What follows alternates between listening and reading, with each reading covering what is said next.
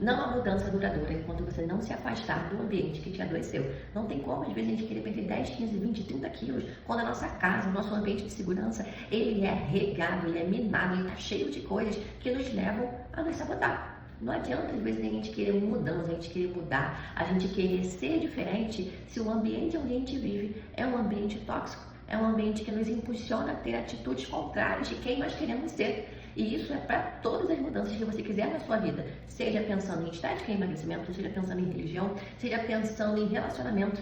O ambiente tem um impacto muito grande na forma onde nós vamos nos comportar. Um grande exemplo é super aceito, super legal a gente gritar no show de rock, mas não é aceito e não é legal a gente gritar dentro de um avião. O ambiente, são ambientes diferentes, são as mesmas atitudes, mas em ambientes diferentes.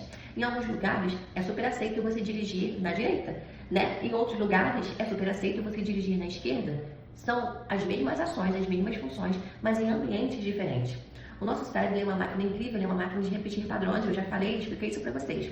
Então, esses padrões, eles são muito importantes porque é a partir deles que a gente vai fazendo as coisas automáticas, que algumas coisas vão ficando mais fáceis, como dirigir. A primeira vez que você pegou um carro para dirigir, provavelmente você sentiu uma grande dor de cabeça, você fez um grande esforço porque era tudo novidade. Você tinha que prestar atenção em várias coisas ao mesmo tempo. Então aquilo ali te gerou um grande esforço. Mas agora você, depois de 10 anos de carteira, você já entra no carro e já faz tudo no automático. Então esse automático, esse aprendizado é importante. É importante e também é um pouco prejudicial. Por que é prejudicial? Porque da mesma forma que a gente entra no automático para coisas funcionais, como dirigir, a gente também entra no automático para coisas que vão nos machucar, como comer, né? Então, toda vez que você, quando está em casa, está entediada e no seu ambiente da cozinha tem aquele biscoito que você sempre come quando está entediada, que você sempre abre às 3 horas da tarde, se no teu ambiente tem esse biscoito que já está no seu automático, então é uma falha de ambiente. Como a gente vai quebrar, né, esse ciclo se no seu ambiente tem isso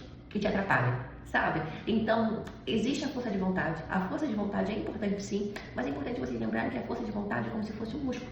Às vezes, de tanta gente usar, coitada da força de vontade, ela cansa. E o que eu preciso que vocês entendam? Né? A gente precisa sim mudar o nosso interno, a gente precisa sim mudar as conexões do nosso cérebro, mas boa parte desse processo começa no nosso ambiente. Facilitem, joguem dentro do time de vocês, não joguem contra. O seu ambiente ele tem que ser o mais acolhedor possível. Ju, eu não sei em qual momento da minha vida eu tenho descontrole, eu não consigo identificar o que me faz ter descontrole. Então vamos identificar juntas em qual lugar você tem esse descontrole. Sabe, às vezes a gente não consegue identificar as emoções, o que nos leva a comer, mas a gente consegue identificar o lugar que te faz comer, né? O ambiente de casa, onde você tem esse descontrole, fica até um pouco mais fácil de trabalhar, porque se a gente sabe que você tem sempre descontrole na cozinha, às 3 da tarde, então, quando der 2h50, o lugar onde a gente vai ficar mais distante é a cozinha, porque a gente sabe que já é corriqueiro a gente ter esse descontrole às 3 da tarde na cozinha. Então, esse processo de emagrecimento, ele não é só foco, força e fé.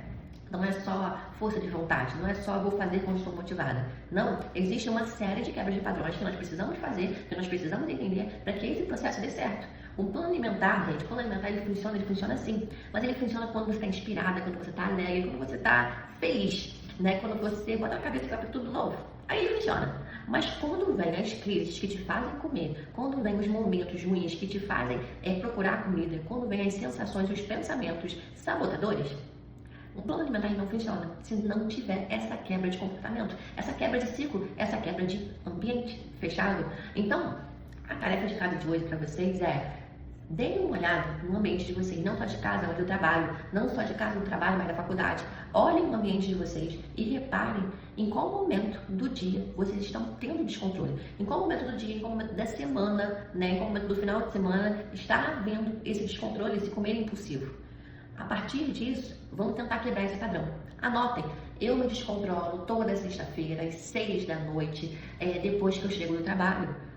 Por mais que você não saiba o porquê você está tendo esse descontrole, a gente já tem um indicativo do horário, do local e depois de quê.